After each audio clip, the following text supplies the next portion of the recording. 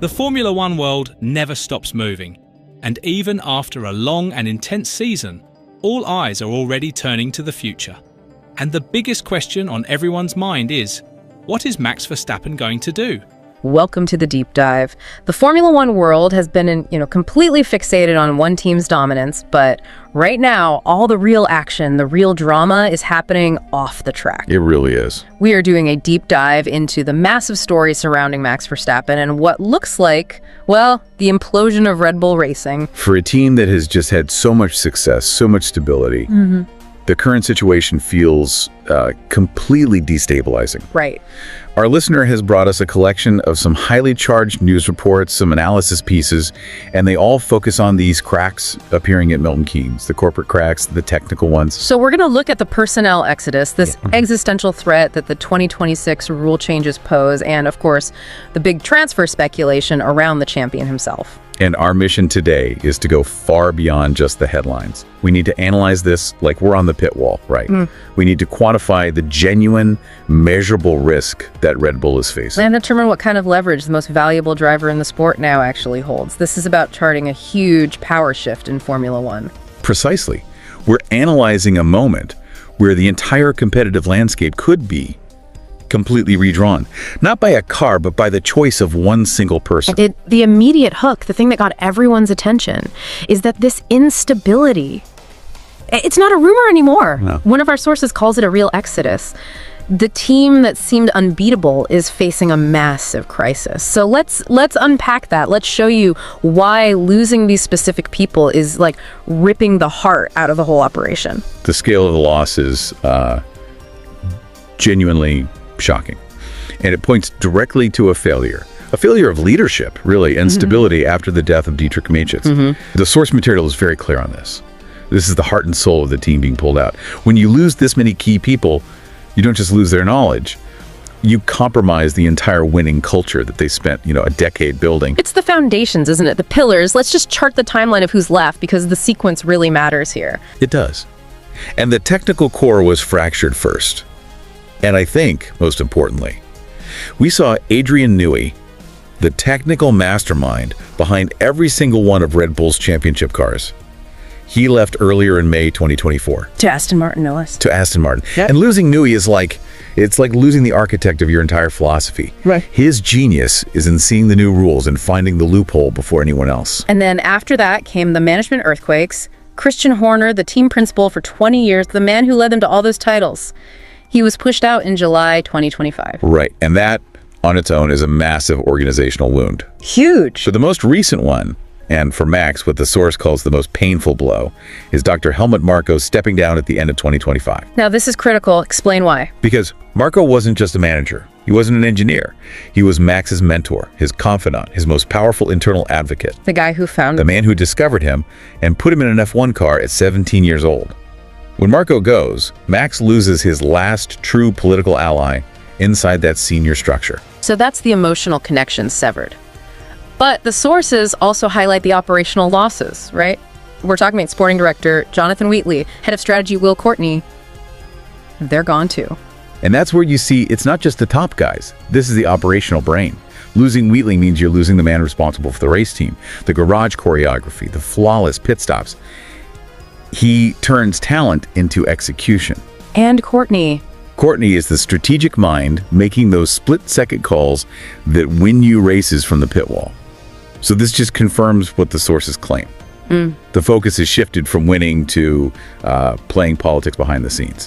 Which is the fastest way to lose in Formula One. The fastest. So I have to ask, are the sources maybe overstating this, sensationalizing it? Because we've seen teams survive political fights before. I don't think so. Yeah. The analysis suggests this is far worse than just, some internal squabbling. The politics has actively driven out the core talent. You might survive losing one person, but when your chief designer, your team principal, your strategy director, your operations director, and your top driver's mentor all leave in a short time, it signals the fundamental goal is no longer just winning. Okay, so this couldn't happen at a worse time. This whole exodus is happening right as the clock is ticking down to the biggest rules overhaul in a decade, 2026. This is the absolute crux of Red Bull's risk, and it's why Max has so much leverage. The 2026 rules mean a different chassis, different aero, but most critically, a fundamentally different engine. And Red Bull is facing this reset by taking on maybe the biggest challenge in all of motorsport. Building their own power unit. Exactly. For the first time ever, they're building their own engine in-house. Red Bull Powertrains. Our source calls this a massive and very risky undertaking. And honestly, to an F1 expert, that phrase is, well, it's an understatement. Right. They're going up against giants. Giants. They are venturing into a world where Mercedes, Ferrari, Renault, they have decades of specific high-stakes knowledge. Can you give us some context here? What makes the 2026 engines so uniquely difficult? Well, it's not just about the old combustion engine anymore. The rules shift the power balance dramatically. The reliance on the electrical component, the MGUK, is massively increased. Okay. And the whole thing has to run on 100% sustainable fuels. This hybrid tech is so complex. It requires this immense thermal efficiency, energy management. Mercedes has been perfecting this since 2014. Red Bull is starting from absolute scratch on the most important part of the car. So let's just connect the dots here. They are trying the hardest thing in F1, building a new engine from zero under complex new rules. Right. While at the same time, they are losing their best technical, operational, and strategic people, including the one guy, Adrian Newey, who knows how to exploit new regulations better than anyone. It creates this enormous technical uncertainty. The combination of the leadership failure, the personnel loss, and this unprecedented engine challenge. Yeah. It raises huge doubts. Doubts about whether they can even build a winning car. Exactly. I mean, as you know, uncertainty is the biggest enemy of success in this sport. If that engine is even slightly off the pace, Red Bull could go from being world champions to just a midfield team overnight. Which brings us directly to Max Verstappen. His entire career is defined by one thing: winning championships. That's it. He's in his prime. He can't afford to waste 2 or 3 years waiting for an engine program to possibly catch up. His legacy is on the line. That is the exact reality he is facing. He has a contract, yes, signed through the end of 2028. But our source material confirms what we've all suspected. Right. There's a vital contractual trapdoor, a crucial exit clause. And what are the specifics of that clause? Because that's the ultimate piece of leverage, isn't it? It is. The rumors suggest it triggers if the team is not competitive enough, specifically if he's not ranked in the top 3 of the championship by a certain point in the season. Like the summer break, usually. Historically, yes, often tied to the midsummer break. It forces Red Bull to deliver results immediately in 2026. If they're failing, Max is free to walk away and activate a move for the 2027 season. That one clause just fundamentally changes the whole balance of power. Suddenly, Red Bull is performing for Max, not the other way around. Now, he has said things about loyalty, that he wants to see the 2026 project through, but how durable is that loyalty now? The departure of Helmut Marko gave that loyalty a profound hit. While drivers talk about loyalty in Formula One, it's almost always true that loyalty is only as strong as the car's performance. Right. Max gave Red Bull the benefit of the doubt for 2026. But losing Marko, that severs his personal connection to the management. He owes them nothing if that car is slow. If the Red Bull engine is uncompetitive in 26, he will absolutely activate that clause. And the entire driver market for 2027 just explodes. Completely. The moment that clause gets activated, the whole power dynamic of the sport just resets. A Max Verstappen transfer would define the next 5 years of F1. So let's look at the options. Where could he go? If the engine fails, what is he looking for? He's looking for technical stability and an engine guarantee. That narrows the field down immediately to 2 primary options. Let's start with option A, Mercedes. The logical dream marriage. Toto Wolff he's done everything but send a formal offer publicly. And for very good reason. The advantages are, well, they're overwhelming, and they all center on these 2026 rules. The engine. The engine. Mercedes is a factory team.